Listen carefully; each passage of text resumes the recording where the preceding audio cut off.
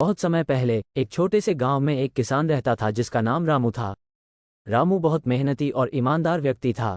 वो हर दिन अपने खेत में कड़ी मेहनत करता और रामू की ईमानदारी और मेहनत की चर्चा पूरे गांव में थी।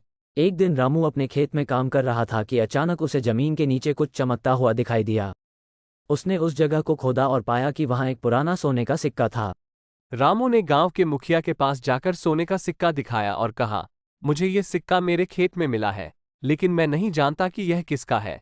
मुखिया ने रामू की ईमानदारी की सराहना की और कहा, तुम्हारी ईमानदारी।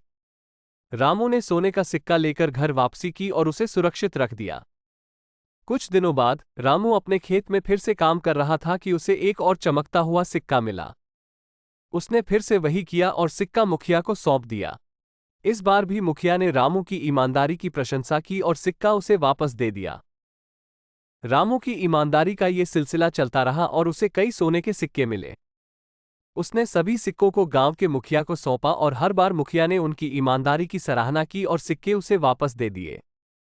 एक दिन गांव में एक अमीर व्यापारी आया और उसने गांव वालों को बताया कि वह एक बड़ा व्यापारिक सौदा करने आया है।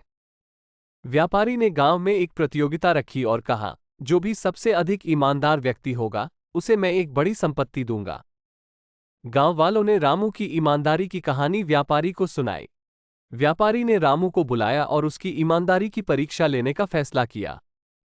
उसने रामू को एक कीमती हीरा देकर कहा, यह हीरा मुझे बहुत प्रिय है, इसे संभाल कर रखना। रामू ने हीरा लेकर अपने घर में सुरक्षित रख दिया। कुछ दिनों बाद व्यापारी ने रामू को बुलाया और हीरा वापस मांगा। रामू ने बिना किसी हिचकिचाहट के हीरा वापस कर दिया। व्यापारी ने रामू की ईमानदारी की सराहना की और कहा, तुम्हारी ईमानदारी के कारण मैं तुम्हें ये हीरा और अपनी आधी संपत्ति दे रहा हूं।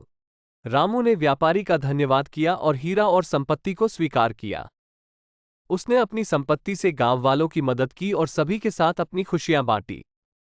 इस प्रकार रामू की ईमानदारी ने उसे न केवल संपत्ति बल्कि पूरे गांव वालों का सम्मान भी दिलाया। उसकी कहानी पूरे गांव में प्रेरणा का स्रोत बन गई और सभी ने ईमानदारी का महत्व समझा।